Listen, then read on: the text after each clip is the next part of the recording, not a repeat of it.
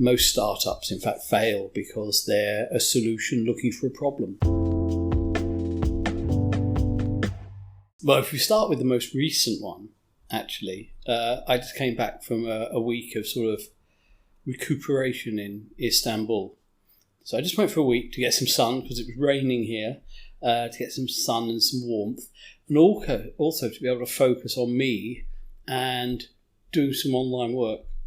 Because in the UK, it's so easy to be distracted in London. There's so many distractions, so many great things to do, so many places to clean, to distract and displace myself from doing the real job of work. And that all fits into my thinking on purpose, which maybe we'll talk about a bit later.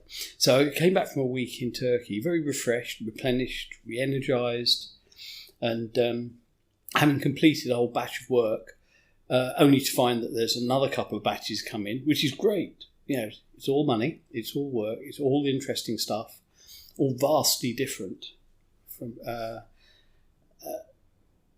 from what I have often done, but along the same themes. So that's been interesting. It's great to be exposed to new technologies and new thinking that people have, and reading their dissertations of a careful study that they've made around something. Every day is a learning day, and I learned so much from all of these things. Before then, about 6-8 weeks ago, I went to China, and that was really good fun because I went over there with a group who were basically touting me around to give lectures and presentations on entrepreneurship, on the role of intellectual property in AI and the role of AI in intellectual property, all things like that. But it was a fabulous tour. So we flew in to Beijing, which isn't one of my favourite cities in China. It seems to be totally invariant. It hasn't really changed that much over the last 20 years, whereas the rest of China has changed so much. How many times have you been to China? Oh, I've lost count. Since about 1993, I must have been. So that's 30 years. I've only been about 10, 12 times. But that's more than enough. And they were packed together. So there was a lot in the first 5 or 6 years and a lot in the last 6 or 7 years. A bit of a gap in the middle. Although is this the first time since COVID? Yes. I was there in May, June 2019, due to go back in September, October. And I had the visa and everything sorted out for multiple entries over that time, over 2 years. But by the time it was coming up to August, September time, there'd been an outbreak of bird flu in China. And so we were told, well, we're not going to be doing this now, maybe October. And then, of course, by October time, China was fairly well in the midst of a massive their own pandemic around bird flu, which we now come to know as COVID-19. And that's why it's called COVID-19. It came in 2019. We did our lockdown in 2020. So, we sort of think that it didn't come quite as early as it did. Even in September, there was stuff going on that it was like, we can't go to China. Yeah. Wow. So I was supposed to be going in October, and then, of course, over the 2 years that I couldn't go, and China was in turmoil, so my visa ran out, and it's much harder to go back now and to get a long-term visa, as much as the Chinese want to. Oops. That's the water filter. We are recording from the flat I've moved into maybe like 3 months ago. It's like the first time I'm recording live in this flat, so there we go. There you go. I thought that was me. No, fabulous. Hey, you've got a water filter. That's important in London, especially nowadays. China, the visit this year was really good. We flew into Beijing, had a few days in Beijing for this massive technology forum. I was the guest of the International Tech Transfer Federation in China, it is international. But I was the guest of the Chinese hosts for that. They ran this forum and trade show, and the Chinese do everything big. I mean, they can't help it big. They tend to overdo everything in many ways. And so this forum had sort of 30,000 people over 3 days, or a big churn, and with the trade show, and hundreds of presentations and opening ceremonies and this, that, and the other.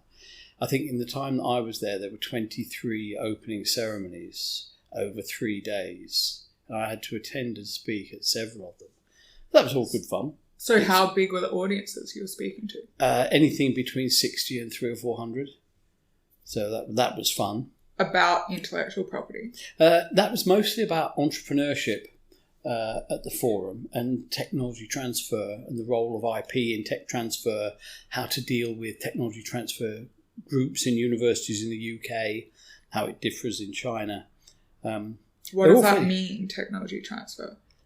How you get ideas out of the lab and into the marketplace as a business from a university, for example. So how you transfer that technology knowledge and skill out of a university department and out of the minds of professors or postdocs or whoever is having this idea, and into a start-up or spin-out from the university. As part of commercialisation. The whole commercialisation realm. Because you need to take the technology out, it's much harder to create a business that's sustainably profitable out of it. And that's even if the technology is suitable to be commercialised. A lot of the time it isn't. A lot of the time most startups in fact fail because they're a solution looking for a problem. They don't really have a customer base. They haven't really done any customer discovery to understand if what they're doing is wanted or needed or solves any particular challenge or problem that people are willing to pay for in some way or another, or does good in a global sense. But even then, all the stuff we do in creating startups to combat climate change, for example, in one way or another, and using technology in that sense, they still all have to be able to be going business concerns and be profitable.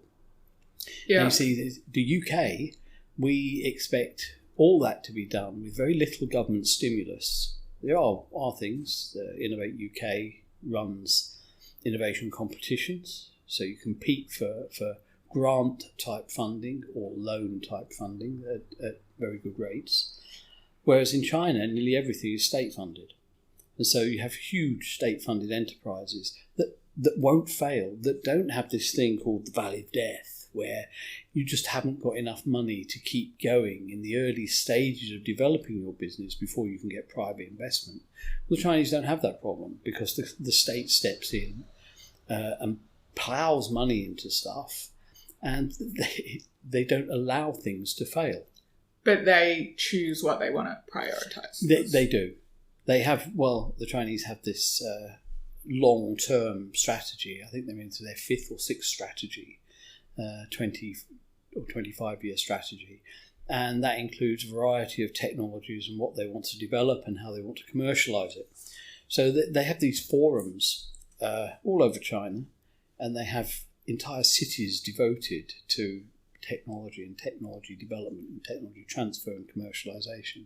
So we started off in Beijing, which isn't the best city for tech commercialisation, but it's the best place to have a political impact and to gather people globally to start talking and collaborating as much as possible. The Chinese are very keen to collaborate, but they have this huge feature of how they're doing that at the moment, where they're retracting from the West and they're stopping data transfer, which is really difficult. There's lots of government intervention, so you can't actually use Google in China. The only way, I couldn't use my credit cards or debit cards or anything other than cash in China because whereas they used to have access to WePay, now it's only if you've got a residence in China that you can get access to WePay, which has been, I think, a major retraction and detraction from going and working there. But, we overcame it. It just meant my host had to pay for everything. Yippee. That was great. So we started off in Beijing, and that was all very interesting. And there were lots of sort of hosted dinners in the evenings, and far too much Mao Tai and everything that goes with that. But again, there's been a real change in culture in that whereas it used to be a sort of challenge to drink this fire water called Mao Tai and be invited to raise a toast sort of every 3 minutes and drink the entire thimbleful of this stuff. You think, a thimbleful, that's not very much of this sort of 70% proof alcohol. But you have 20 of those and you're starting to feel it. And they started to introduce wine to dinners now. But you'll have one bottle between 16 people and they will sip it and probably not finish it. And then they won't have Mao Tai.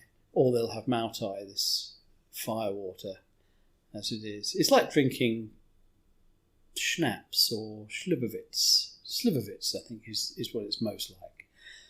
There are lots of dinners like that, lots of interesting food. Being a vegetarian is much easier in China now than it used to be. I mean, even 4 years ago, it was almost impossible, it seemed to me, to go to a hosted dinner and have anything vegetarian. Now, the things were done specially, and there was a lot of very good vegetarian and vegan food, in fact. It's been a real change around. There's a lot more meat on the table as well, which I found very interesting. And I found it difficult to eat rice. I couldn't get rice anywhere. I had to ask for it specifically. They don't have plain steamed rice in many places. And you might get some sort of fried rice at the end of the meal. What's driving that, do you think? Money. I think they're wealthier, so they can afford meat. So it's like pride in having meat instead of having certainly, rice. I think there's certainly in that. They've always had a fair bit of fish, but now they have the fish and they have a lot more meat. And generally, the standard of living seems to have improved no end. And that became particularly obvious when we moved around. So we went to Hebei. I gave a couple of talks there on entrepreneurship, developing entrepreneurship and what it means, how it's done in the UK and how it might be better done in China. And that was for loads of younger people studying business and getting a qualification in entrepreneurship, which was quite interesting. And I was there with a couple of colleagues who talked about all sorts of things across the board about financing and otherwise. Then from Hebei, we went on to Chengdu. And Chengdu was brilliant, mostly because that's the home of pandas in China. So I went and saw pandas for the first time, these amazing bears. And the revelation for me for that was that pandas are vegan. How can they possibly be these great, big, magnificent bear creatures and just eat bamboo? My God, they eat a lot of it.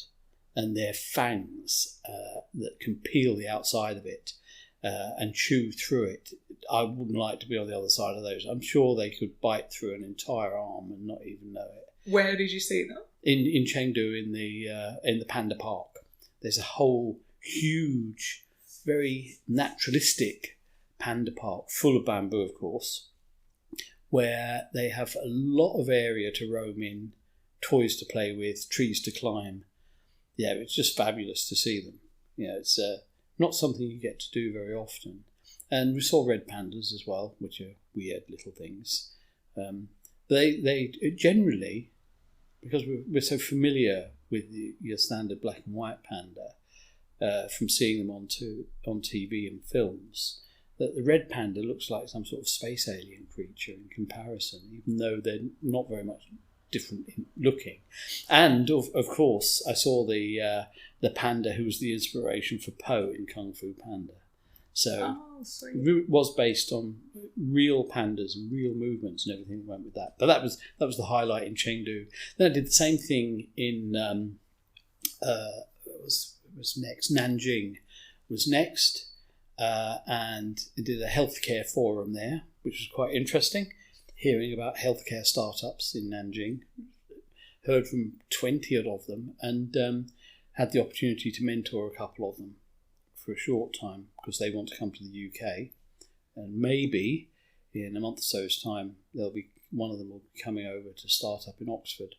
And that'd be interesting, collaboration with the university.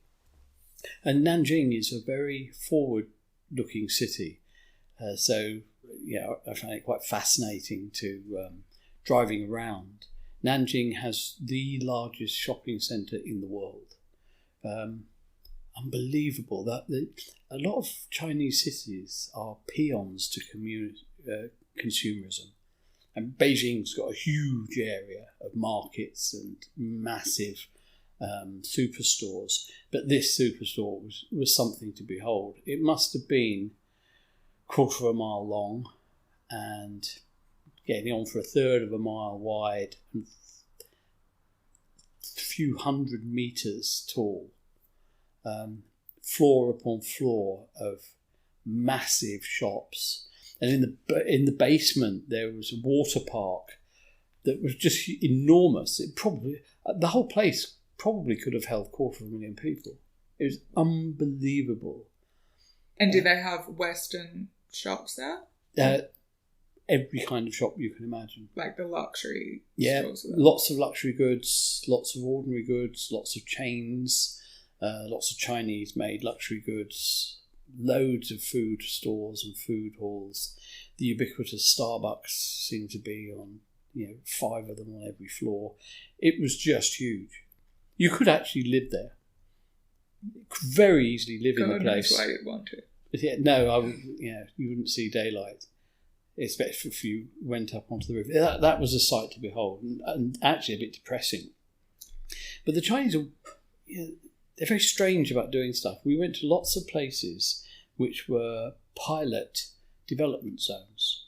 So basically, virtually in the middle of nowhere, in between major cities, they'd build an international airport, international scale of airport, and make sure they had plenty of domestic planes going in and out of there to encourage international flights to be able to go there from Air China or China Air, either of the two of their mainstream Chinese airlines.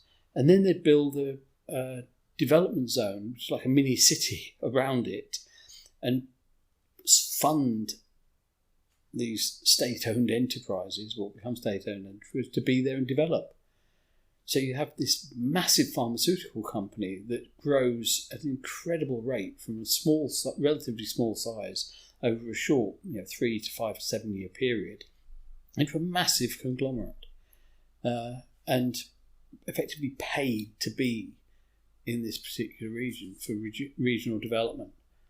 And that was, again, it was just something to behold. It was totally different from how many people who've never been to China, have only ever seen films of China, and old ones at that, from their understanding of what China's really all about. And then we ended up in Shenzhen, down in the south. Now, when I went to Shenzhen, the last time I was in Shenzhen was in 2010, when we came across from Hong Kong on the ferry and drove through Shenzhen, that whole district, for several miles, and it was full of old run-down factories, and it looked very decayed. And there was a whole area of sort of marshland, miles and miles square of marshland with the occasional factory dotted around. And Shenzhen development hadn't happened.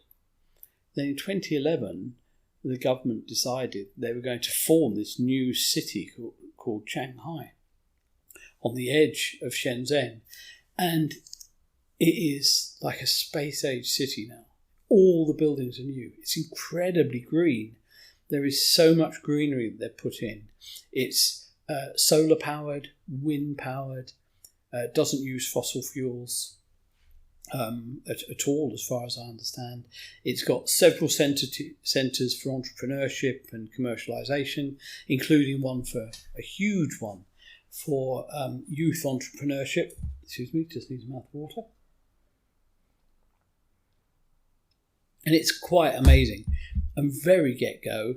And there are lots of companies there, startups, you recognise the name of. You think, wow, I've heard of them. This is where they're from. This is where they're starting out. And they're starting to become global. So they're more than catching up with what we imagined the Chinese economy to be based on. So they're becoming far more entrepreneurial, far more innovative, whereas it used to be, the Chinese just copy stuff. Now, a lot of European companies are being found to copying them. So it's changing around. So that was a great 10-day odd trip. Lots of whistle-stop touring around. But really well facilitated, really well served. Whereas in the past, it's always been a bit different. One of the great highlights, I love trains. I went on the train from Beijing to Hebei, which is only it's a couple of hours, all in all. But we actually went at 270 miles an hour, smoothly, effortlessly on this wonderful new train, which apparently wasn't new, it was 7 years old. And I sort of think, wow, our trains when they're 7-year-olds are nothing like this. And we feel pleased when we get up to 125 miles an hour. They're doing more than double this easily. And it left on time, just like the Japanese bullet trains and most other Japanese trains actually, and it arrived on time, which was absolutely astounding. And they served food on board, very comfortable, quiet. I mean, I was loath to go up to Leicester to see my mum on a standard train here, which would have taken about 20 minutes on a Chinese train. It takes an hour and 20 minutes here. So that was another great highlight. And one of the points about I've always made about Beijing is when I first went to Beijing, you saw nothing but bikes and some mopeds, and the occasional government car with its hazard lights flashing as they go along in a little convoy. And then, we didn't have smartphones then or cameras to easily carry, so you have to keep a mental picture of it. And similarly, when I went in about 1999 and 2000, going back into Beijing, having not really noticed the transition in previous trips, back towards my first one, but actually there were less bikes, no bike repair vans at the side of the road, and a lot more cars, and a lot more than the black government cars. There were, cars with bright colours, reds and blues and whites, and some yellows as well. And now, when you go there, I didn't see a single bike. I didn't see many mopeds either. I just saw tons and tons of cars. Lots of cars. And we didn't go on the metro because the metro is just so horrendously busy. It's very good. Has free Wi-Fi on it, and it's accessible we have that everywhere. In London. We have free Wi-Fi in London. Not between stations. Yeah, true. Even Istanbul has Wi-Fi between the stations. I mean, that's quite Actually, tremendous. sorry, not free here. You have to be with a network. Yeah, you do. Yeah, over there it's free, and in Istanbul it's free. Anyway, that's the point. So China was brilliant, and before then, around March time, I went to Colombia in South America, into Medellin, actually, the home of all the outlandish drug barons, Pablo Escobar and others. Yeah, and that's just it. Everyone, without fail, who said, "Oh, you're going to when I said I was going to Colombia in South America," they said, "Oh, be careful. You get kidnapped there, and there's drug barons and this, that, and the other."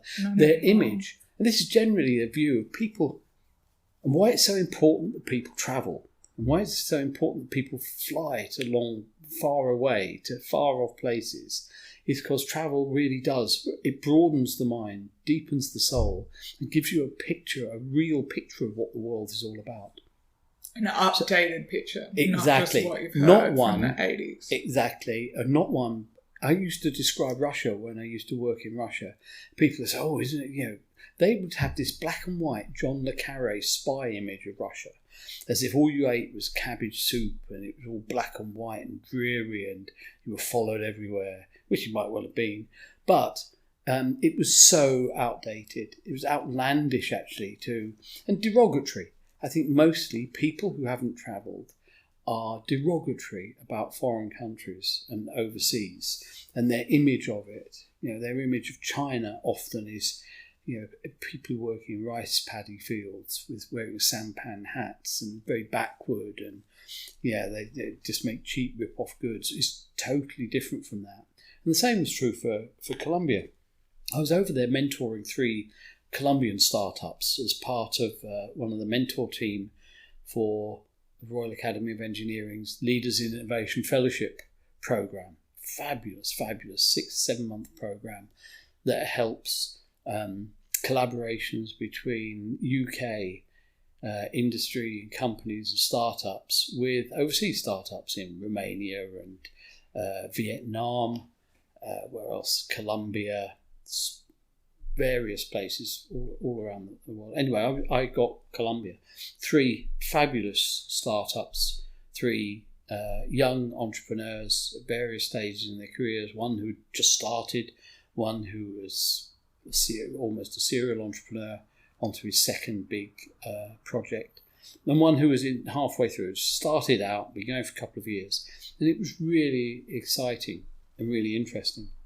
Now, you can get that from companies and startups all around the world. It doesn't matter. There's always interesting people to be spoken to and to mentor, and every mentee becomes a mentor. So I learn a phenomenal amount from all those people that I mentor, and that's important. But the biggest thing for me was flying into Bogota was interesting. Flying across Latin America. I previously worked in Sao Paulo in Brazil quite a bit. I actually ran an consultancy office there many years ago. That was between 2005 2008. And things have changed a lot in Latin America in that time.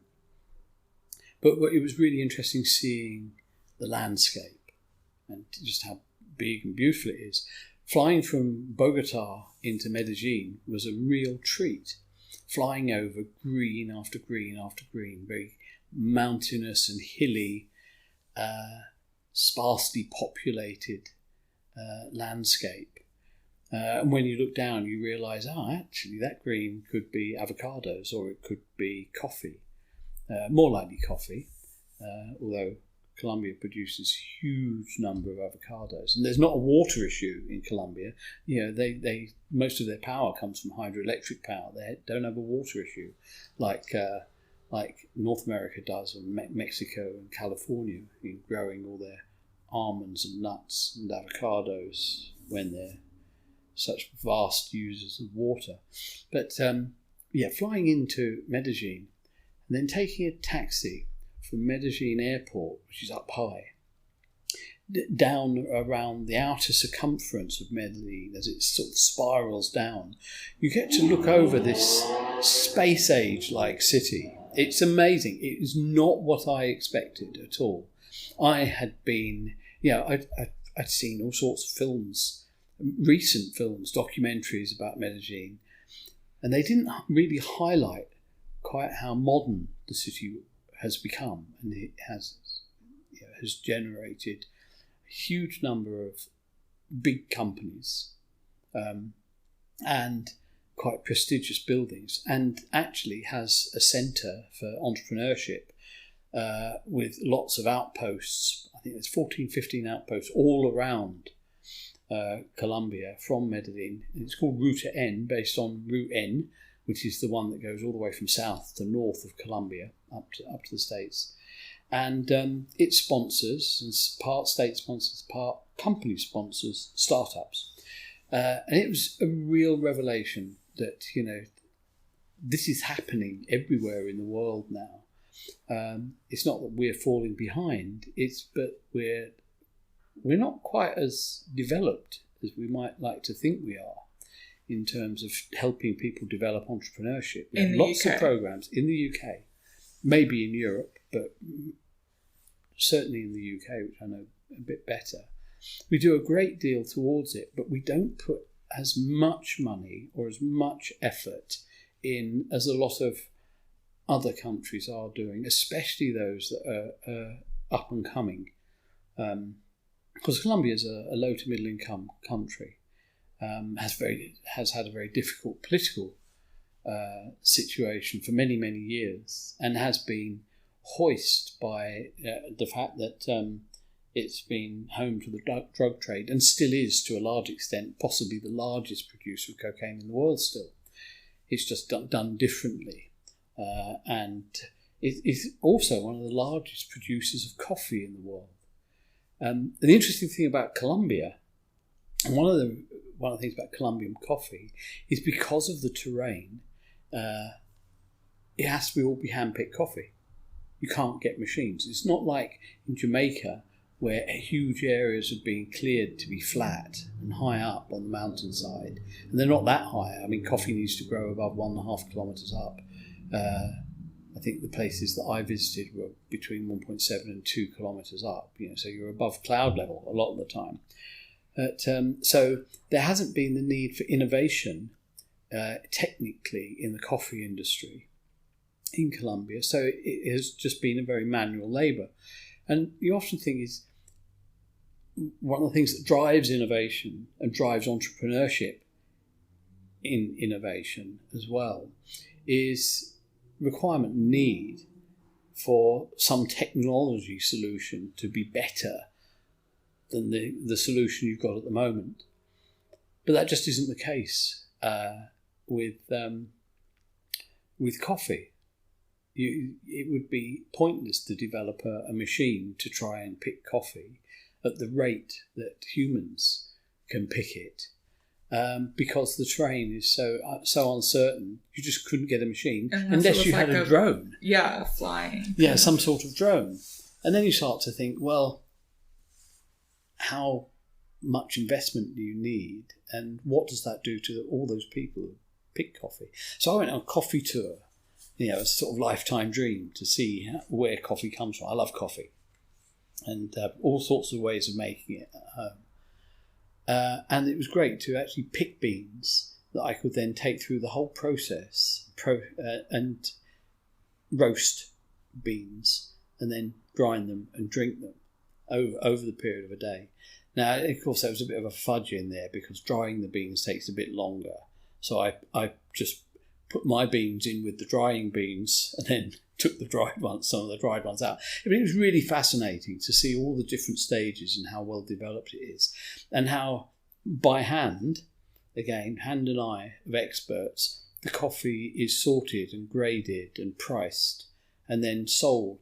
Huge volumes, huge. There's millions and millions of dollars involved in that coffee industry. And it was a real eye-opener. There's, the coffee we get in bags on the shelf here, all different varieties and types.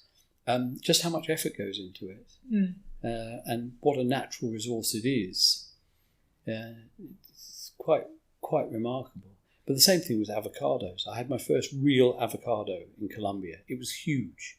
It weighed nearly 800 grams. It was very thin skinned, so it wasn't suitable for export.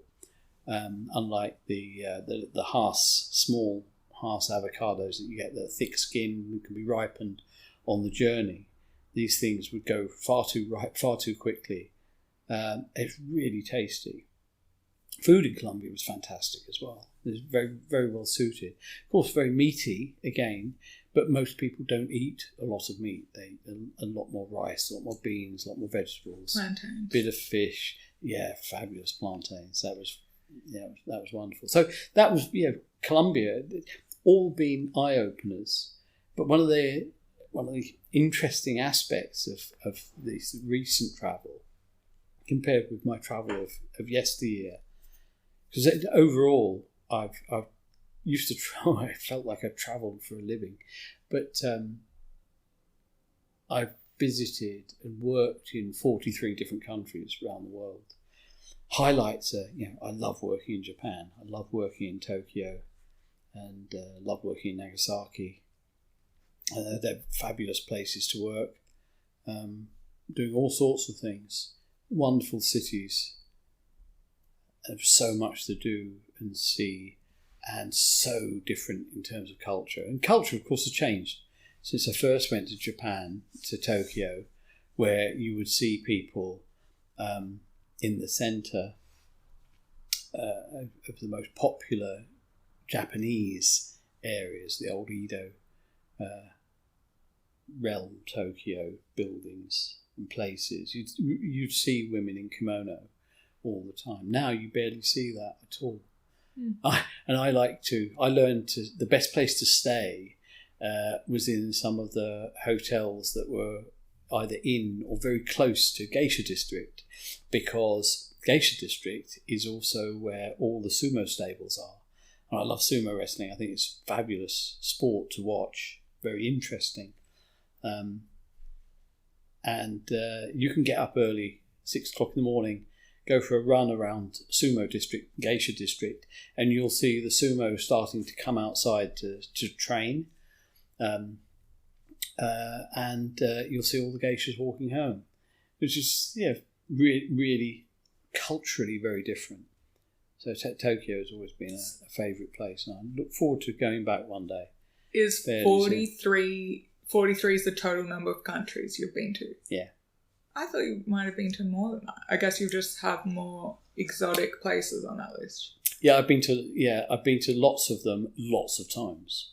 So Japan, I used to go to 4 times a year for a month or so for 7 years. And similarly, China used to do the same all around China. Russia, Yekaterinburg was where I had an office in Western Siberia. Fabulous city, really, really interesting. Until 1991, until Perestroika, it was a closed military city. And it's where the Russians put all their light and heavy industry as far away from Berlin as they possibly could, and still have access to resources and everything that goes with that. So, fantastic city. Had a fabulous time there. I even thought about moving family there at one point because the education system's so good. Universities are fantastic. Food was fabulous. Really? Yeah, really, really good. See, the thing with Yekaterinburg is that, like much of Russia, in the I was there 2005, 2008, about 4 or 5 times a year for anything between 2 weeks and 6 weeks at a time. But at that time, Russia, most of the bigger cities in Russia were controlled by oil barons or gas barons or big business, big industry.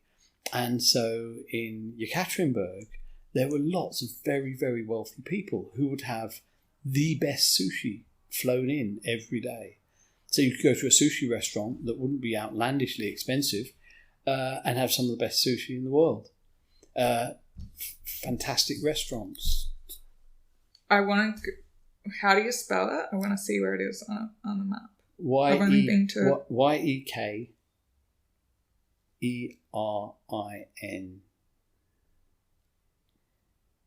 I've only been to St. Petersburg and Moscow, which are looks like hours away from that. Okay, so it's like above Kazakhstan. Yeah, it's not too far. It's either EK Terinburg or YEK. What were you doing there? I worked at the time for a group called the Manufacturing Technologies Association.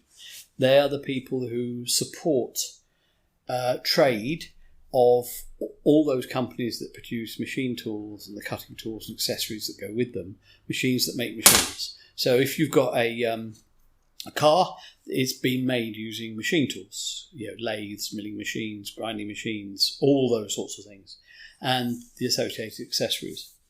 Now, the trade association, Manufacturing Technologies Association, developed international trade for UK machine tools, which were very, very famous for 100 or so years, and then the industry subsided a little bit. It's now quite substantial and still producing world-class machine tools to trade internationally. And there used to be very good trade between the UK and Russia for machine tools because Russia needed lots of them for their industry, and we made lots of them. In the same way as we made most of the steel that was used for railway tracks, and most of the engines, steam engines that are used still today in India and South America as attractions, amongst other things. So we sold all these machines to help build the industries and transportation all around the world. Russia was one of these places, and until a few years ago, we actually continued very good trade with Russia, and they produce some machine tools that we imported to the UK, but ours were far superior, and of course they all needed maintenance as well. So I set up an office on behalf of the Trade Association in Yekaterinburg, the home of the biggest home of manufacturing in that part of Russia, in the south of Russia, towards Western Siberia. And we had a trading office there, and I had a Russian engineer who would help take UK companies on sales missions over to all parts of Russia. So we used that as the base. We had an office in the World Trade Center in Yekaterinburg. Yekaterinburg is where the Romanovs were murdered 100 odd years ago. So it has very close ties with the UK. And we, of course, in our royal family have close ties with Russia through the birth lines as well. Anyway, from there we'd go to places like Perm and Ufa in the middle of the country, Moscow, St. Petersburg, and Chelyabinsk down in Ukraine. Went to Ukraine quite a lot, did quite a lot of business with Ukraine as well, because they have major aluminium smelters there, one of the largest in the world, in fact, in Ukraine. Anyway, so that's why I was there. That was what's doing business there like? Different. It's really, it can be prolonged and extracted and very bureaucratic. If you leave the money side of things out of it and leave the banks and taxation side out of it, you're left with this whole bureaucracy around developing a relationship with a company, developing a good trading capability with them, and then sitting down and drinking vodka in the snow with them while you discuss a contract, what it should be in. And then a motorbike rider would drive up, drop off the contract, you'd read through it, I'd have it translated, and yes, my engineer over there was Igor. He's Dr. Igor Bazhanov. Not at all typecast, brilliant engineer. He would have a look at it and he'd say, yes, this is what we want. I would sign it as a sort of witness. The person whose business we were doing it on behalf of would sign it if they were there. And then it'd go on to the dispatch rider back, and you drink some more vodka. They drink a lot of vodka. When do you think you'll go to Russia again? I don't think I ever will. Really? No, not with the current state of play with Russia. I think it's... but I mean, you don't think that will change within the next, say, 10 years? I think that the main problem is I wouldn't get a visa to go now. We're not being issued with visas to go unless we have family there. So my Russian friends can all go back and they can get out again. They couldn't get out for a long while. It was only this year that they're able to do that, I think February, March time. But the other point is a lot of businesses now won't engage you or employ you if you do work with Russia or Belarus. Yeah, because of the sanctions. Because of the sanctions. And I think they're going to hold for a long time. And I think actually more than that, even when they're lifted, if they're to be lifted anytime soon, I don't think that's going to be the case. I still think there will be this bitter taste, and companies will still be very wary of being caught out. Yeah. So that's sort of thinking around that.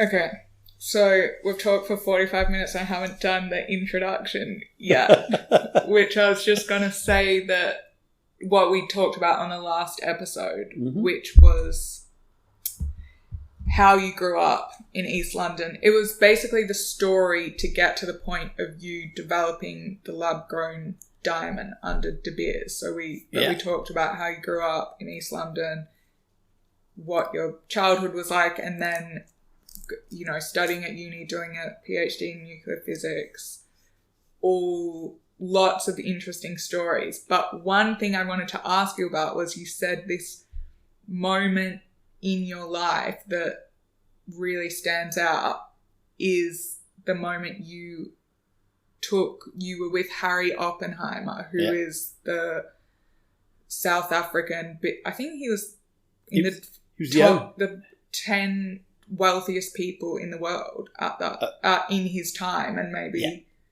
so he was De Beers, an Anglo-American mining. That's it.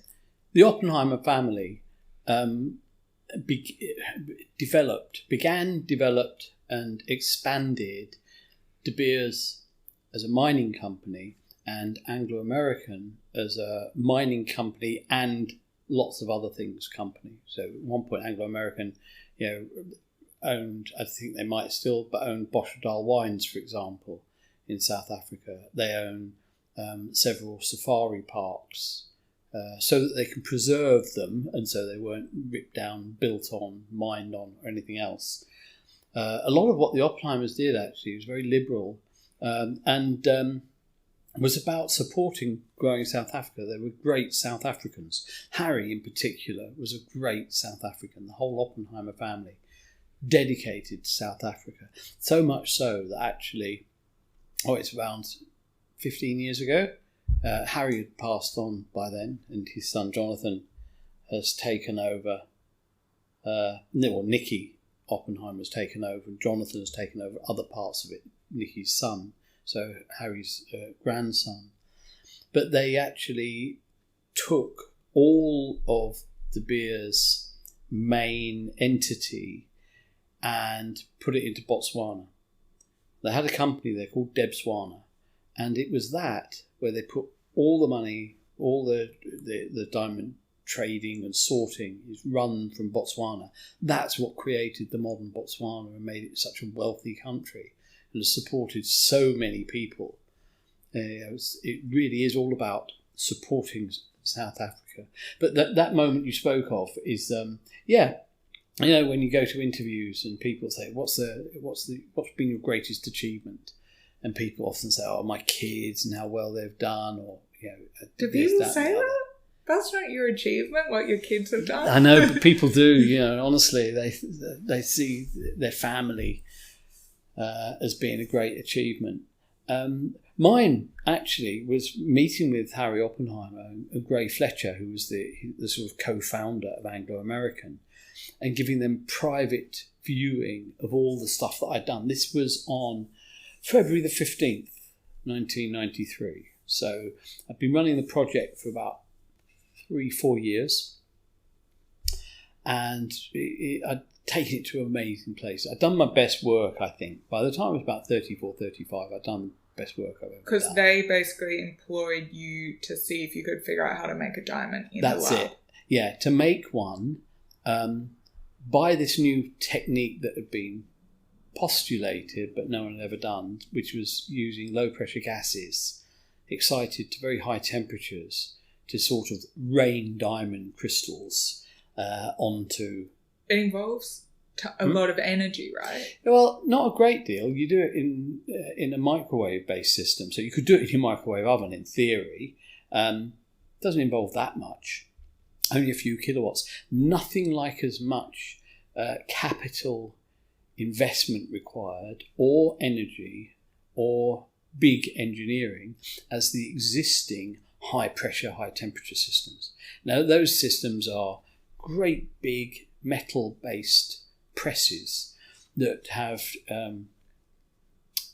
two plungers that basically compress a thing about the size of a baked bean can, full of catalyst metals and carbon with some diamond seed crystals, bits of grit basically of diamond, and you pass electricity through it to melt it, so you've got this highly pressurized molten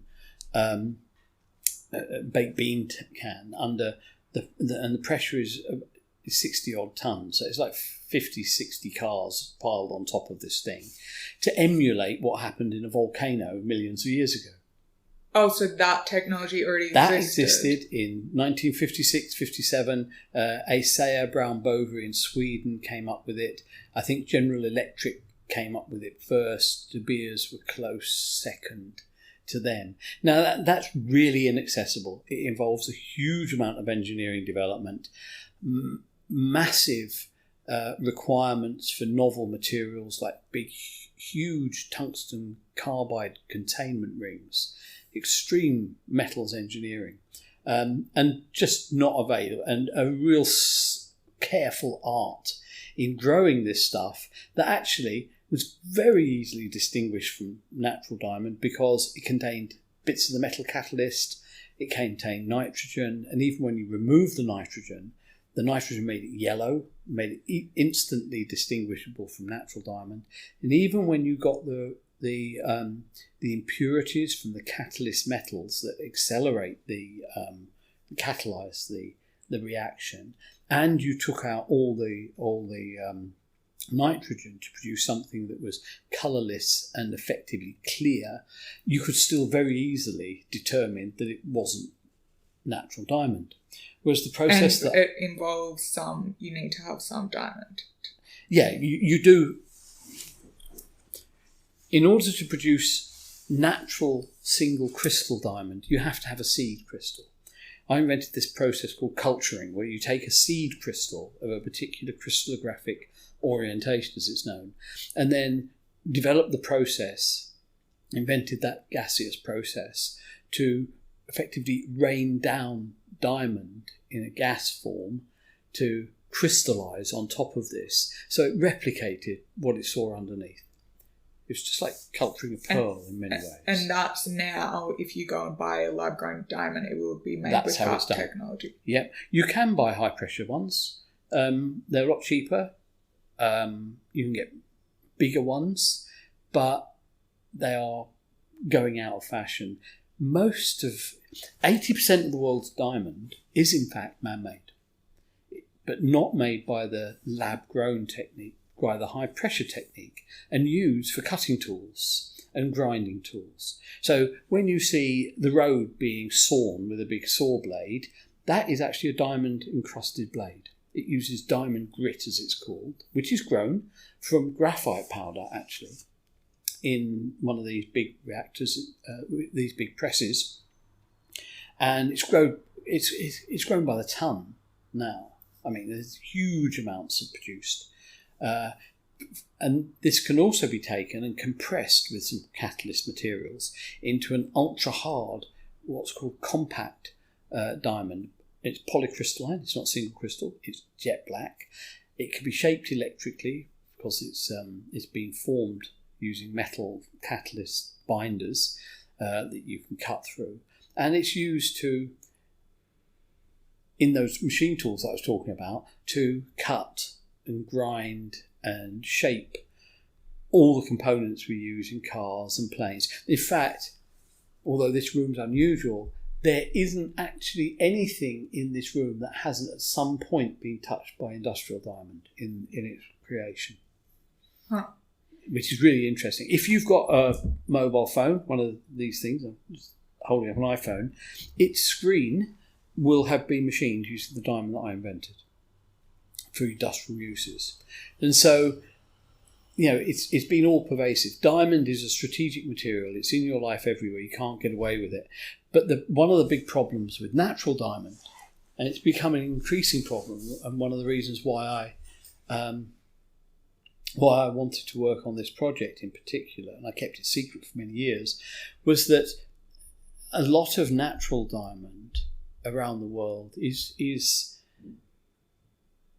mined illegally or mined under duress, and is then stolen or taken and exploited for paying for weapons or for funding all sorts of illicit activities. So they become what are known as conflict diamonds or blood diamonds. And it's a really big thing because it sullies the entire diamond market. If you don't know if a diamond's been the result of child labour and child exploitation, or a lot of artisanal women miners are often being exploited, or in fact if it's been stolen, or if it's been used in trade for arms. Provenance is all around everything. We have the same thing with food. So the wonderment of lab-grown diamond is that you can guarantee its provenance as being non-conflict. And you saw that, didn't you, one time you were looking at satellite images of the world or something, you saw a mine. Well, yeah, when you look at the world from a satellite, Earth observation satellite, years and years ago, one of the only observable man-made structures on the Earth was Kimberley Diamond Mine. That just goes to show, when you could see from the space station that with binoculars you could see a man-made creation, aside from all the lights and everything else around, but you actually see that structure. People used to say, you could see the Great Wall of China. They couldn't. They were looking at the Yellow River or the Yangtze River, and they were mistaking it. It just isn't resolvable from space. So if a mine is resolvable from space, just imagine the amount of devastation that has caused on the planet. And that's one of thousands, tens of thousands of mines. And diamond mining, it uses a lot of water, does a lot of damage. Okay, it employs a lot of people, creates a lot of revenue, supports. Botswana wouldn't exist if it weren't in the way that it does, if it weren't for the diamond industry. And a lot of South Africa would not have the hospitals and the schools and the roads and the parks and the cities and towns that it has if it weren't for mining, diamond mining, or Anglo's mining of gold and uranium and other metals, lithium included, or of their support of all the massive agriculture. So it's been vitally important. But at the same time, if there's another way of stopping mining, or at least hindering it or slowing it down or reducing the amount of it, that's much better for the planet. So my view, De Beers wants to protect its own industry, and going back to Harry Oppenheimer, having the private viewing with him, we got to the end of it, and I showed him white ones and pink ones and blue ones of 1/10 of a carat up to a great big slab of 32 carats of diamond that I'd created by this mosaic technique that I'd invented. I showed him one with a J actually built into the middle of the stone. It had actually been grown in, so totally unique.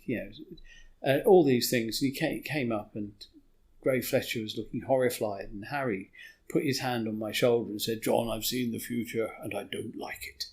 And he could see the obvious implication for this. And that's why for many, many years it was kept quiet by De Beers. Aside from the fact that De Beers couldn't possibly let its shareholders know that it had this way of making diamond indistinguishable from natural diamond. And we did find ways of making it distinguishable, or actually finding distinguishing features, but that's a slightly longer story. So what was he like, Harry, as a person? He was a very insightful and incisive, gentle man. He stood in the late 50s as a Liberal MP in South Africa. He didn't win, but he also helped fund the ANC. The ANC wouldn't exist. Nelson Mandela was a close family friend, and the Mandela family were certainly supported by the Oppenheimers. They were all for everything in South Africa, and it was a true South African company. He was certainly someone many people were very scathing of De Beers and its activities and the Oppenheimer family, as they often are of very wealthy families and very big industry. Maybe rightly so for some things that happened in the diamond industry, but it wasn't wholly the fault of the Oppenheimers. I found him to be a really smart but personable person. And he also said, at one of the other meetings where there were more people, he said, we don't do business like that. We like to build a relationship first and do business afterwards. That's what they called the South African way. So, and he was obviously a very astute businessman. He kept a lot of this stuff going for years and years and years. Amongst all this conjecture about whether the diamond industry should exist or not, I'm hoping that as a result of the creation of the process to make lab-grown diamonds, which are becoming more and more prevalent in the marketplace, there are shops down South Moulton Street that sell lab-grown diamonds. Pandora Jewelry is lab-grown. Their diamond range is all lab-grown diamonds. And that's all your technology? That's that technology being developed somewhat and applied all around the world. So that India is the home of the diamond industry now, Surat in particular.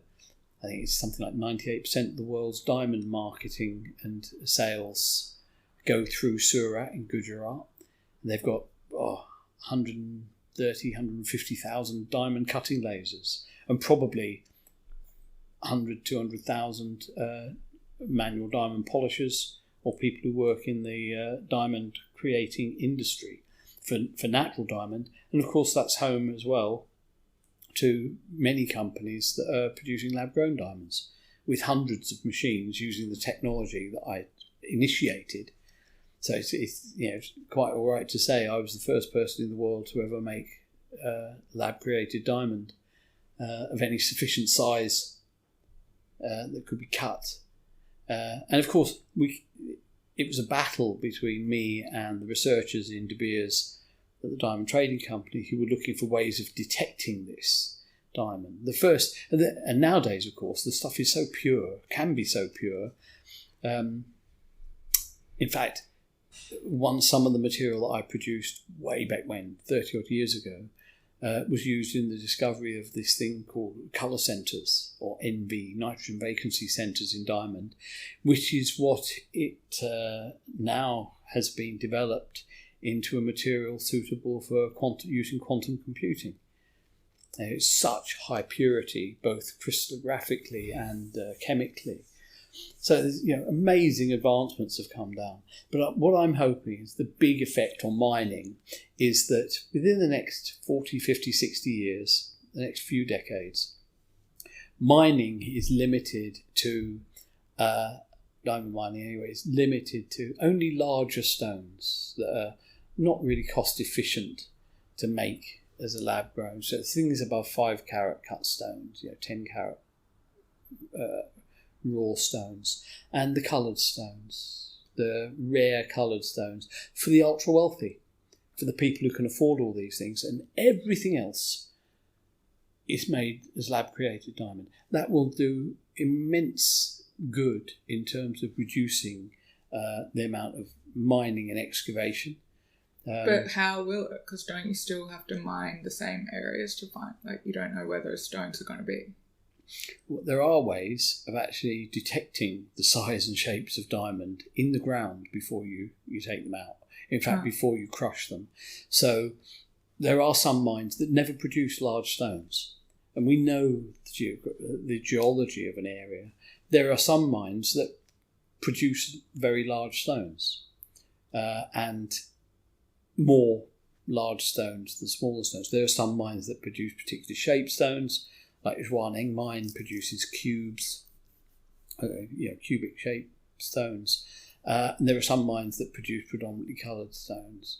And that is mostly because we understand the geology so well and we have better detection techniques that we can actually determine what process of crystallisation the diamonds went through, because many of the diamonds will have a signature to them that enables you to understand a lot more about what they've gone through in their crystallising journey, and therefore what other stones are more likely to be around. And I guess so that's because you want to preserve the natural environment, have less stuff. Obviously, we have to dig stuff out of the ground to have, you know, all the things that we have, a smartphone, like cars, whatever. But to just dig the essential stuff out. And then I guess that's the same point of what you were saying with the coffee bean pickers, or anyone really who's disrupted by technology and their jobs go away. So if these countries are becoming wealthy from mining, it's like the solution is to transition to another industry. So if your job is replaced by technology, or replaced because we're not doing mining anymore or whatever it is. So the ideal thing for me, I see, is you transition people from mining, not all of them, but a substantial number of them, from mining to regenerative technologies such as regenerative agriculture. They're absolutely ideal in Africa, for example, where there are lots of mines, South America, where there's lots of mines. They're all places that have lots of land that's pretty fertile. So let's change the nature of what we do from being extractive to regenerative. And what is regenerative? The whole idea, involved. One of the whole ideas behind it is actually we regenerate the soil. In other words, we replenish the soil. We go back to farming practices where we don't just pile stacks of man-made fertilizers on. And don't get me wrong, I mean, the Bosch Harbour process is one of the most underestimated and important processes the world has ever seen in development.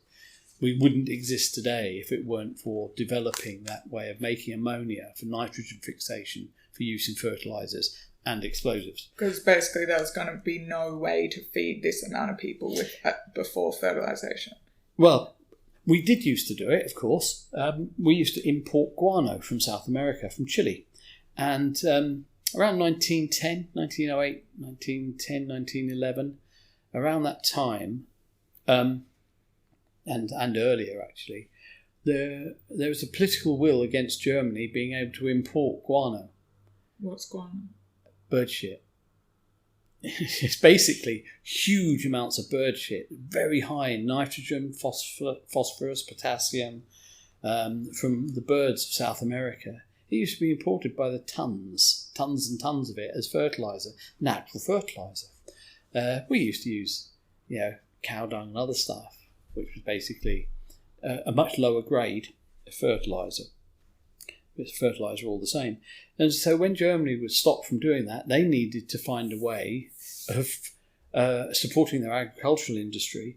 And so they actually fairly rapidly developed an industrial process to create nitrogen, ammonia actually, so that they could fix nitrogen with phosphorus and potassium to make fertilizers.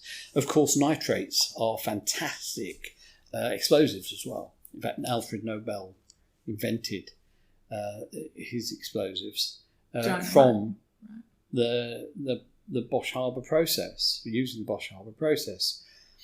So that process also led to the ability of Germany to mass produce explosives where no one else could, and that led to them having a great advantage from munitions in the First World War.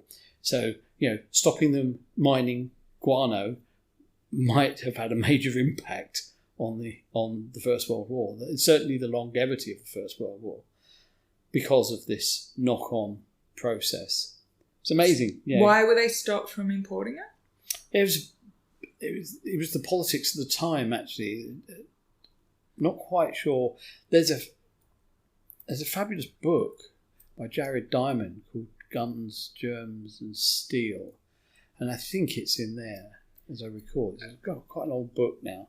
But yeah, of course, we can't just switch to organic farming, as we just saw what happened in Sri Lanka with mass. Yeah, just like people there wasn't enough food because they tried to switch, and then it turned. Then everyone's burning down the presidential palace or whatever because it's just absolutely. You can't do anything immediately. This is it's one of the poor. Nature takes a long time to do stuff. We have to take a long time to do stuff. The thing is, we have to have a concerted effort of doing it for a long period of time. That's what I say with the whole mining thing. If it takes 60 or 70 years, good things take time. But so what do you say to these people who are screaming in the streets and disrupting everything here in London about we need to stop oil immediately, and people who make the argument that people have to die, we're overpopulated, blah, blah, blah? Well, I mean, I think the name does the whole group a disservice, saying just stop oil. Because actually what they mean is just stop new oil and gas exploration and development. Which is all very well and good. No, we shouldn't really continue to be more and more and more extractive. But at the same time, we need to perhaps slow down our extraction of oil. More importantly, what do we use the oil for? Most people say, we're burning fossil fuels. Well, why do we burn fossil fuels? In the most part, to create steam. To turn turbines, to create electricity, because our electricity consumption, the usage, is going up and up and up and up. We're not curtailing that anything like sufficiently. So that's one thing. We need to change why we're burning fossil fuels and find new ways of creating steam to turn turbines, maybe. Or expand our use of other forms of power generation. Solar, that's great, but that has a knock-on downside effect on land and land recovery anyway. That's one point. Wind, great, but also that overall, environmentally, that isn't quite as good as it's cracked up to be. But it does the important thing of it might not be as good environmentally, but we mustn't use that as an excuse to not do it. It might also cost a lot more money. It might be a poor investment. We mustn't use that as an excuse to not do it, because the reason why we're doing it is to curtail our use of electricity generated by fossil fuels. And we need to do that at any cost, if you ask me. But we need to do all the things. So we need to reduce the amount of oil and gas that is used to generate steam. We need to reduce the amount of oil that is used to make plastics. Well, one of the major problems with climate change is, of course, it's not just burning fossil fuels. The largest part is what we're doing to the oceans, and how the oceans are where most climate change occurs from because of the water vapour that's evaporated. And as we change the nature of the top surface of the oceans in terms of both its reflectivity but its ability to retain water as opposed to turn it into vapour because of some of the plankton and other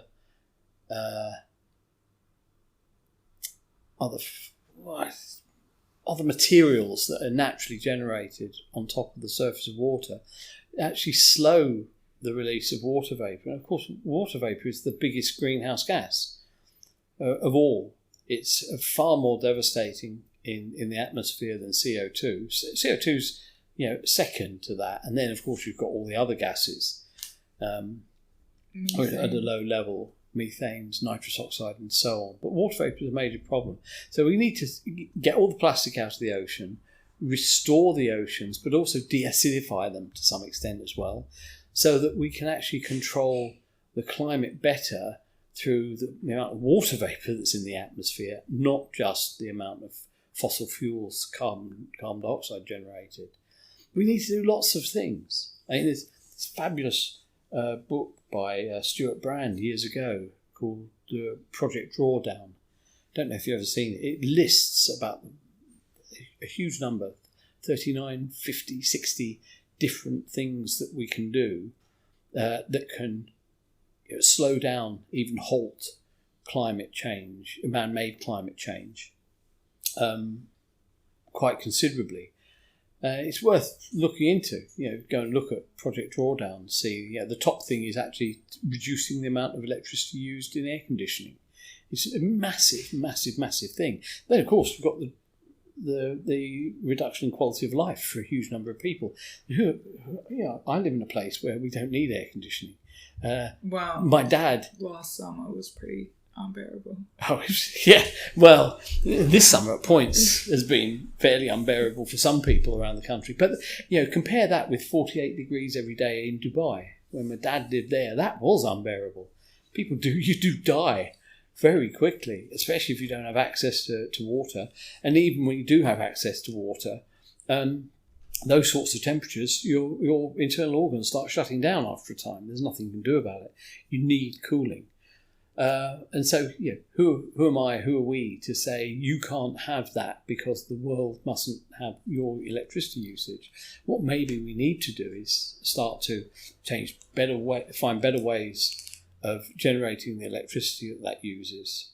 And that's the exciting thing about innovation. Exactly. That's what people always forget. They're trying to apply today's technology to problems 20 years from now, and it's like we're constantly innovating and coming up with solutions, which was the fertilizer point, that they thought population's going to grow this much, which it has, and we won't be able to feed people and there'll be mass starvation. But it was like, no, there's innovation and we solve the problem. Absolutely. And one of the other innovations we have to overcome is distribution, because we produce enough food in the world, more food in the world than we actually need to feed everybody. It's just we do it in the wrong places.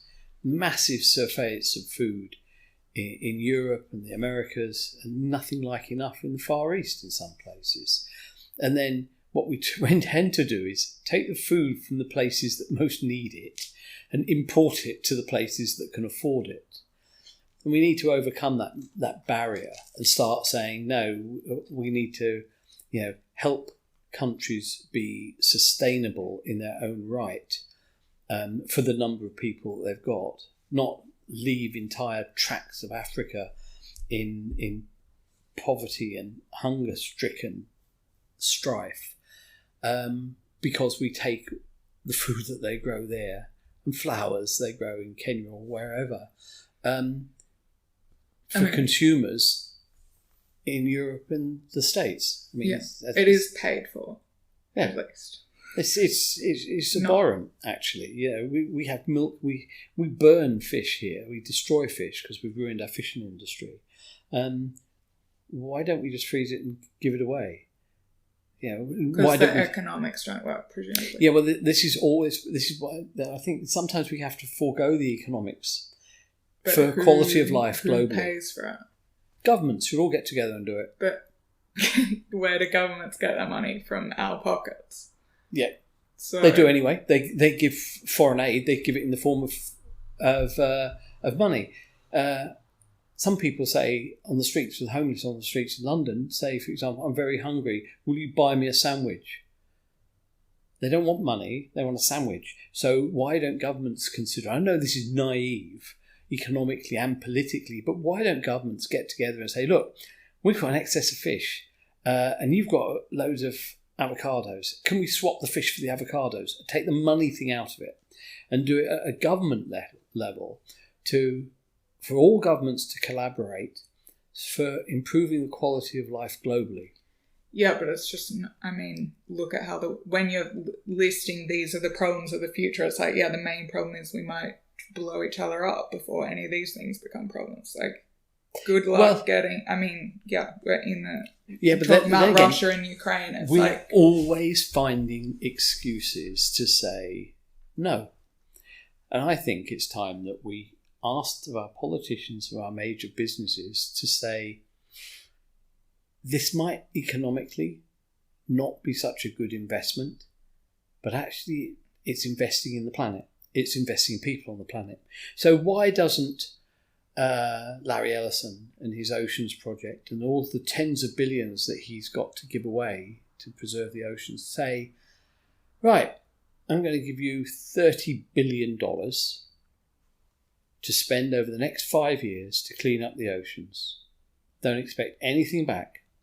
I expect you to buy boats, collect all this stuff, invest in technologies that are going to repurpose and reprocess and recycle all the waste in the sea. I want you to look at new ways of finding the data about where this is coming from and stop it at source. I want you to look into ways of not making plastic. INEOS, who are responsible for really the end production of loads and loads of plastic, why are they putting the majority of their fortune, Jim Ratcliffe putting the majority of his fortune into finding ways of alleviating all the problems that have been produced by the plastic produced by his company's wares? You know, it's about time people started stumping up, rather than being trillionaires or multi-billionaires, to saying, you know, £1 billion is a lot of money. I don't need any more than that. I'm going to give the rest away. And I'm going to do it now, not when I die, to solve the problems of the future, but now. I wish they'd just have a bit more imagination and actually a bit more humility to say, we've got this as a result of all you people in the world. About time we gave a bit back.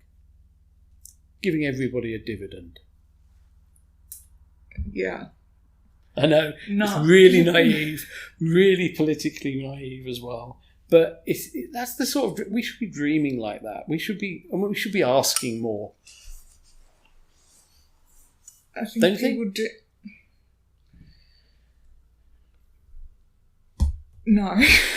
No.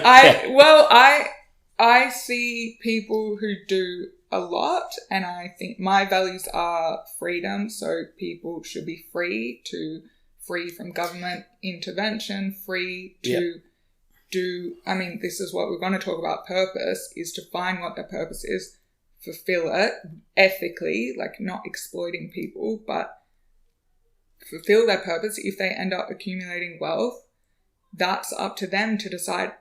How can we decide how someone else should live? Yeah. That just ends up in murder and horrible, terrible things that have happened throughout history. And a lot of those people do a lot of good, but what they think, it's very difficult to make other people care about what you care about. So if someone's over there caring about, like, I don't know much about this ocean stuff, right? But I know a lot about suicide and the amount of people who take their lives every year, and I care a lot about that. So if I'm at the point where I've accumulated a lot of wealth, already now that's what I spend my time doing, is helping people in that situation. But then if someone else is to tell me, no, you're not allowed to care about mental health, you have to care about what I think is more important. I wouldn't ever suggest that we have to tell people how to behave or how to do it. I just think we should expect them to think differently, at least consider it, and maybe have a good reason for saying why they're not going to do such and such with their money. I'm talking mostly about the people who don't seem to actually be concerned about the plight of the world. The people like, you know, Steve Jobs never gave away a cent.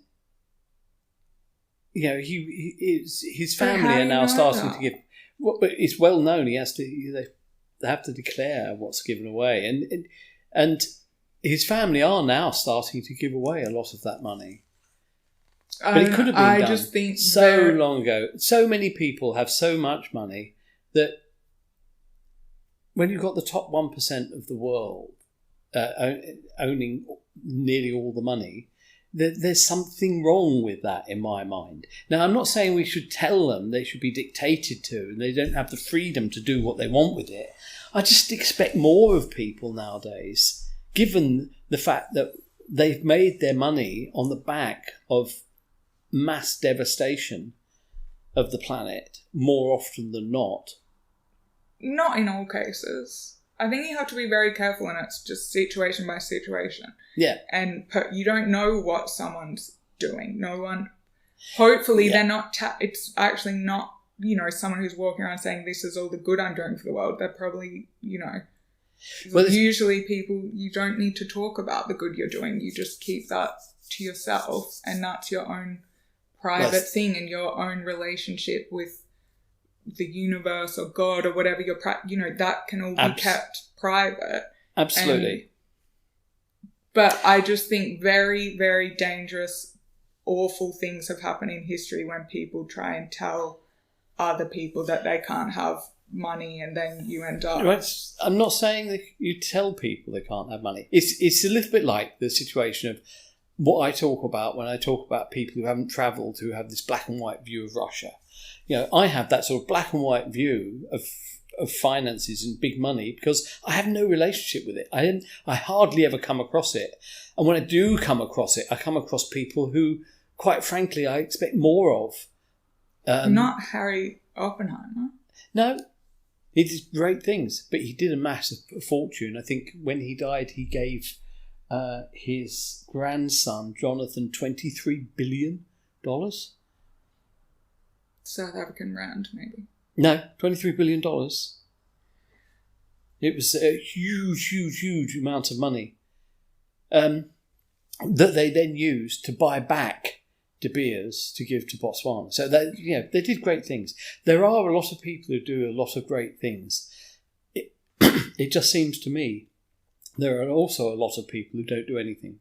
And we should expect more of them as human beings to at least consider these things. And if they do it quietly, or if they do it, it would be good to see the effects of it. But why just them? Why not look at people who aren't doing anything and say, why aren't you achieving more? I just don't think it's very kind to make judgments on anyone's life and tell, isn't it better just to focus on ourselves and what we can do? Well, I think that's part of the problem. Is more of ourselves. We all do focus too much on ourselves, and we're all a bit complacent as a result. And I think the best things happen through collaboration, and I think the best things happen from having a sort of consensus view. So having a collective of everybody who says, yes, this is a good thing to do, and no, that's not such a good thing to do. That's what society is. That's what community is. If we all are left to our own devices, I mean, it seems to me like too many people don't care about anybody else other than themselves. And I'm just asking that perhaps we should care a lot more and be a lot kinder to everybody. And that people with obviously huge amounts of money should perhaps make it a little bit more obvious that they do pay their taxes, and their corporations don't use tax loopholes to make more money, that energy companies don't make unprecedented profits when the ordinary I shouldn't say ordinary person, everybody is paying a lot more for the energy that they're purveying. Seems ridiculous to me. The money flows all wrong. But I know, Delia, you're a money person. You understand money. I don't understand money. But it's important. Everyone needs to understand it because it's our money that's in the system. When energy companies make profit, we make profit. That's our retirement money that is they're not private companies. They're publicly listed companies that we are invested in because your pension is invested in those companies, and people don't understand that. Private pensions might be. Public pensions aren't, are they? Public pensions are. Public pensions go to fund managers, like places that I've worked at, that I work at now. I work at a fund. And that money is invested in lots of different things, including public company. Equities is the biggest one. How come just recently there's been a headline that actually government pensions are going to cost more than our major services, the health service, education, police and defence put together? Why does it cost the government so much more money if this money is coming from these investment funds? No. They have to fund it. Right, so it's not. So this is how the system works now, for the most part. That whole idea that a company will pay you a pension for the rest of whatever, and it's defined. Yeah, that's going right so now it's like up to you. For example, in Australia, it's compulsory for everyone to contribute to. It's called superannuation. So yeah, we used to have superannuation here. It's the same thing as a pension. So you have to contribute to your retirement because the government is saying, okay, you can't really trust people to save themselves. Pension thing isn't... Like, this is a way better way to do it. So you say, okay, part of your salary it is compulsory that you put it away. So in retirement, you have enough money and you will put it in the financial system and it will grow because you invest in equities, in companies that are listed, public companies. Those companies make a profit, and then you are a shareholder in that. It grows and you don't have access to that. And then in retirement, you get access to that. That's your money that you've been responsible for. And the government's like holding your hand to make sure that you are self-sufficient and they don't have to pay out, right? That is a much better system than like having Social Security in the US, which is only a tiny bit of money anyway. And they basically can't fund it. Anyway, but the government pension thing on the flip, so if you're a fireman or whatever, and it used to be like if you worked at Tesco or something, Tesco would then say for the rest of your life, we'll pay you this amount of money. They have to get that money from somewhere. Where are they going to get it from? If they've said, okay, you've worked for us for 30 years, so when you retire, we will give you 30K a year or whatever it is until you die. How do they do that calculation? That's what actuaries do, because they have to do this calculation. When do we think these people are going to die? How long are they going to live? You have a pension liability on your balance sheet. Tesco or whoever it is then has to have that amount of money. And that's what happened last year with, the whole government messed everything up with the mini budget. So that's a massive liability. It's like insurance, right? It's how insurance companies work. They have to be able to pay out. How do you do that? Tons of complicated calculations. But that money is invested in, so they have the liability. So say it's like 20 billion pounds, they think is how much they're going to have to pay people. What do they do with that 20 billion pounds? It's not sitting in cash in a bank. They've got to keep growing it because it inflates inflation. You have to earn a return on it. They need to earn a return. So then they give it to people who know how to do that, which are funds. So they pay a fee to a fund to manage it because Tesco's business is supermarkets. It's not finance. And then that money is invested in everything you see: real estate, mortgages, bonds, public companies, energy companies is part of that. So basically your money, it's different when it's your own pension because you can actually see where it is and you can have some flexibility. Okay, you can pay more money to not be invested in ESG stuff that you don't want it to be invested, or you can just put it in a standard thing, which will just be a basket of stocks, and it will include energy companies. So that's you actually holding it. So when companies do well, it's like, that's for you, you're the shareholder. So it's so interesting when people get into this whole... So where does my mum's pension come from? Because she's never worked for a company. She gets a government pension. She gets a government pension. Where does that come from? Yeah, so the government will then have a liability that they have to pay. I don't know exactly how pensions work in this country. But so so we have national insurance, right? So we pay into it. But if she's never worked, she wouldn't have paid national insurance. No, she has worked, but we paid into her national insurance to make sure that she got a pension. Okay, yeah. So you paid into that. Mm-hmm. What does that money do? It's not money under a mattress somewhere. It's in the financial system. So that money you've paid in, it's to a big pool, and then they pay out. But that's like a massive liability. See how the other system is much better to say you're responsible for it. So from your salary, you have to put 10% away, or the company has to put 10% away. Yeah. And then you are responsible for it. Most people never check where it is. It's with Fidelity or something. I didn't check. I didn't even log on for about 3 years. And now I'm like, actually, where is the money? What are the fees I'm paying? What's it doing? Okay, this is where it's sitting. Yeah, it'll go up and down. Like, you don't check it every day. It's like, it will go down. Like, we're having a recession. We're probably going into recession. But the point is, over 30 years, the amount it grows like that's the financial system. That's how you get growth. Well, every day's a learning day, and I've learned a lot. So really, I should be saying I want these companies to make even more profit, because that should be growing my pension even more.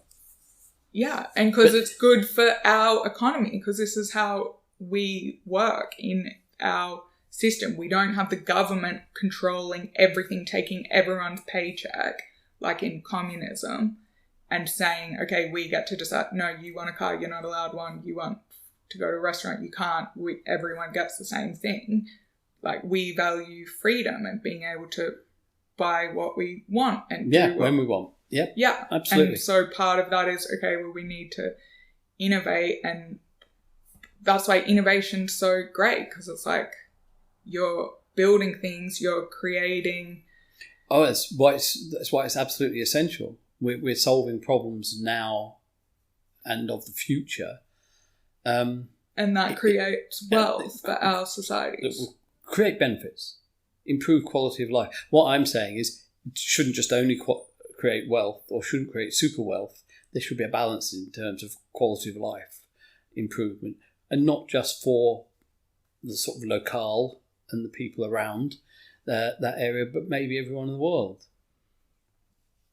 Yeah, well, I think for me, I'm more looking at, London and the amount of people that are on the street. It's like, how do we have this this country does feel like it's kind of falling apart, but when it was kind of pre-COVID, stuff seemed to be going well, generally in the world. But then it's like you have people really left behind. But a lot of that is why I'm so interested and care a lot about the mental health stuff, because a lot of that can be, addiction and trauma and different things that are happening in families, and violence, and, how do we have people on the street? It's not as simple as just like, oh, their job doesn't pay them enough. Like, obviously that's not it.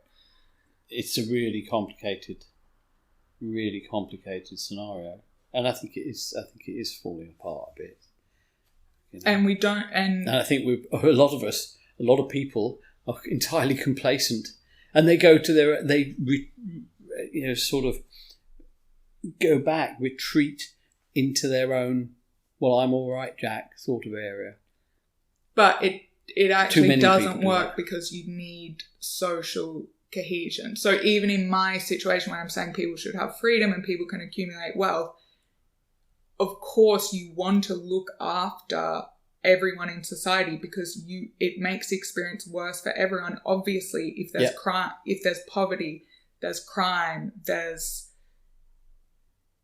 it's just, it's a dampener on the whole mood if there's mass suffering. Like, who would want to, it doesn't matter if you're a billionaire, why would you want to live in a society that's, with this level of poverty? Like, it is in everyone's best interest to make sure everyone has a good quality of life. Even from a terms of selfish perspective. Because I guess I'm just being more realistic about humans. Like, it's nice that you're like, let's make the world great for everyone. But a lot of people, also, they don't have time to care, because they're suffering themselves. They have sick children, or they are struggling themselves with addiction or whatever it is. They can't possibly, or, mental health, in deep depression. It's like, you are trapped. People after all. Huh? They are people after all. Yeah, we're all people. Yeah. I think sometimes it's very easy for someone like me to not see them quite as people like me. To see who? Billionaires? Well, yeah, the ultra wealthy. But you're the ultra wealthy compared to like 90% of the world, right? Probably, yeah. Probably. And they probably think the same as I think about. They think the same as me, of me, as I think about the ultra wealthy. Yeah, so that's what I mean. It's kind of a trap that just ends up. It's like putting something outside yourself. It's like the problem's outside me. Oh, absolutely. Only someone else. But it's like just look that's what I meant by look internally. Like, what can I do to help my community and to help my, to be do the best work that I can to... So, yeah, well, I said earlier, travel broadens the mind. Maybe actually kindness broadens the soul. Maybe, I need to reflect a little more on just how difficult it must be actually for all sorts of people. One tends to think that life gets easier the more wealth you have. More money, especially more when you cars. have... Well, maybe. may well be. May well be. We still haven't talked about purpose, have we? I know, but we've run out of time. But we covered some good ground. Yeah, 2 hours went very quickly. Yeah. Any final words? We did if anyone wants to know your favourite book or most influential book, and the last 3 questions, they're all in the first episode. But I guess you can update your 3 words to describe you if you fancy it. 3 words to describe me. The best version of you. The best version of me. Kinder,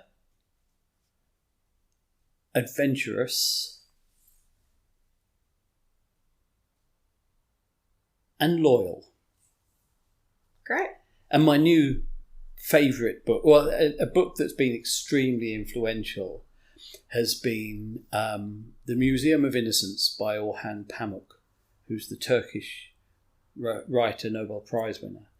And there's actually a museum of the Museum of Innocence in Istanbul. Highly recommend anyone should read the book and go to the museum. It's made a better man of me. Amazing. There we go.